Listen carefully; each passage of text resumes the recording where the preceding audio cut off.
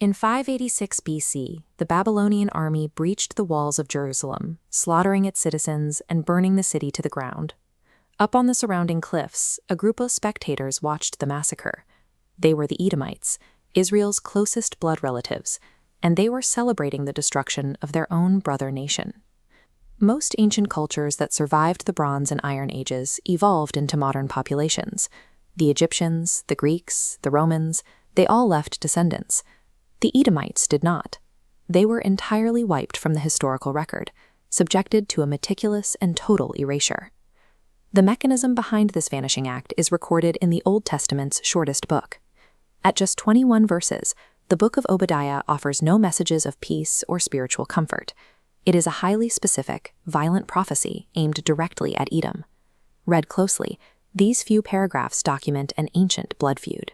They detail how a bitter sibling rivalry escalated into a brutal war crime, resulting in an inescapable sentence of divine retribution.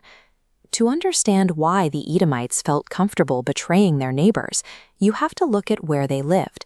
They occupied the region of Mount Seir, a harsh landscape of deep canyons and towering cliffs. Their capital city, Sela, later known by its Greek name Petra, was carved directly into the sheer sandstone rock face, accessible only through a narrow, mile-long gorge. That fortress geography gave them absolute control over the King's Highway, the ancient world's most lucrative trade route. Wealth poured in.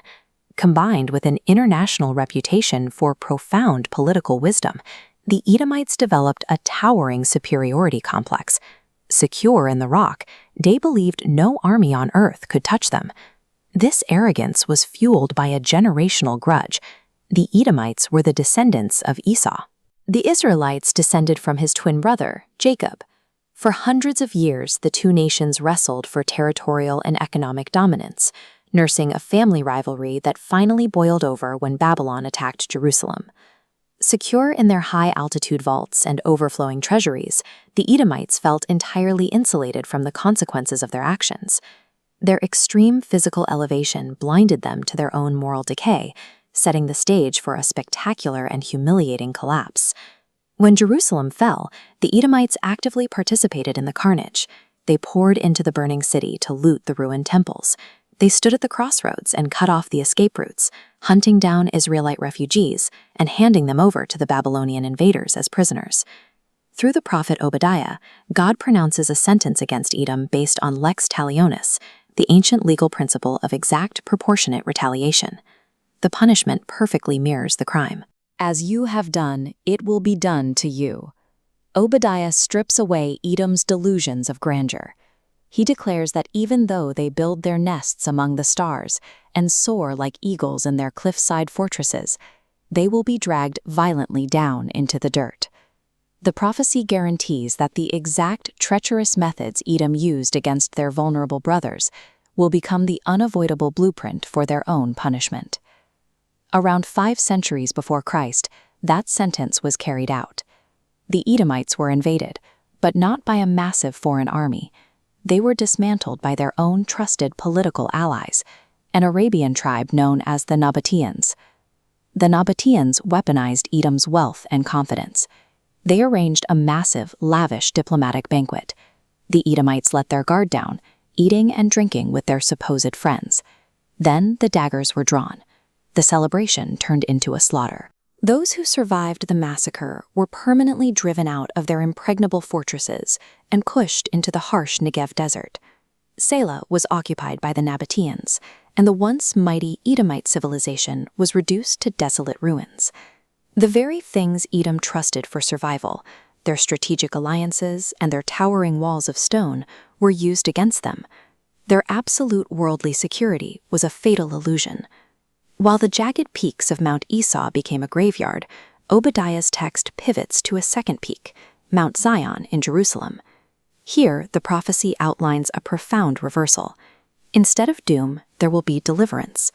The final verse of the book delivers the climax.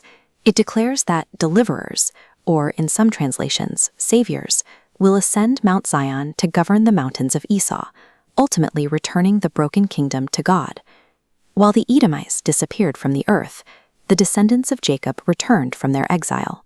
They rebuilt their temple and preserved their culture, fulfilling the ancient promise that the victims would outlive their oppressors.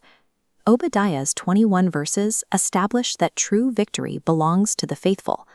Ultimately, the story concludes not with the villain's eradication, but with the victims standing secure and holy on their own mountain. For members of the Church of Jesus Christ of Latter-day Saints, that final promise of saviors on Mount Zion carries a highly specific modern application. It is interpreted as a direct reference to vicarious temple work, the practice of performing saving ordinances, like baptism, on behalf of deceased ancestors. This theology offers the exact inverse of Edom's ancient crime. Where Esau's descendants violently betrayed their blood relatives, modern believers view themselves as actively repairing and gathering the human family tree across generations. The sandstone tombs of Petra sit empty, echoing with the silence of a severed lineage. Meanwhile, the concept of Mount Zion thrives as a living pursuit, driven by a desire to heal generational wounds rather than inflict them. The Book of Obadiah proves that true permanence is never carved into unyielding rock. It is built through humility, faithfulness, and a cosmic justice that meticulously restores what was broken.